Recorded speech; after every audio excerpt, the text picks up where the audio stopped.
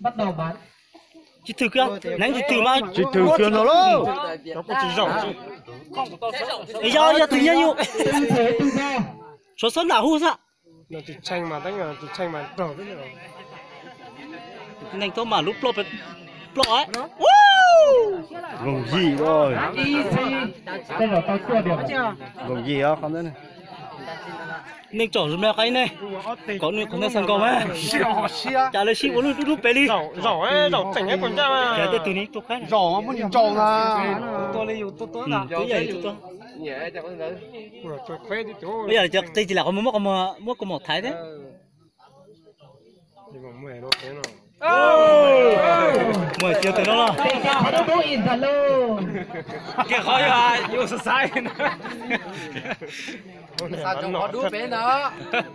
Quá quả. Cho có đu này nhỉ nó. Chí xí mà. Ôi chà, cô chỉ bảo vào về đấy. Nó để kiểu lúc vùng ngũ tổng nào thế này chưa? Tôi bé xí vùng mùi chứ là chỉ ta tuôn gì á. Xong số thế rồi. Để bảo về số thì số. Nè, sao con cũng tổng nào theo. Bảy. Xí tờ mà ít tủ giá nữa.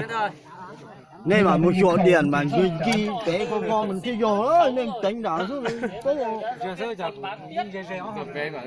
Dạ, tổ bé mà sâu bé kia vô đó. Có trò tôi cay, này cháu xích chỉ thế đấy.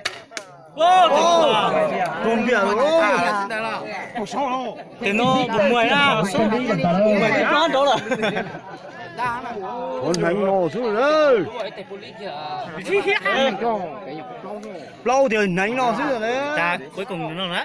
Ta rồi đi. Tên nó giờ tết mà đó. Tỷ á sức xu à? Nó đánh một Mua quả. Bảo điểm đây. 10 3 con 8 con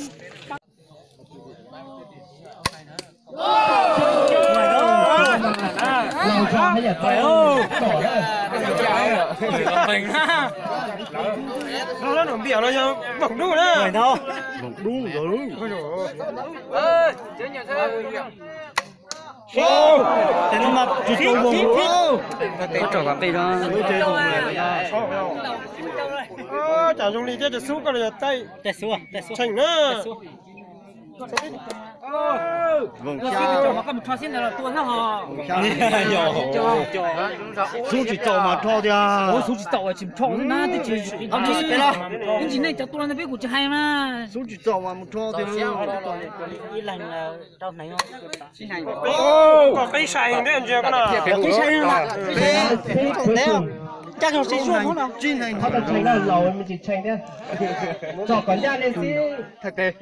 có mình sát số cái đó thành con mình có đúng rồi Thế từ 76 ấy nhà sinh năm mình 10 rồi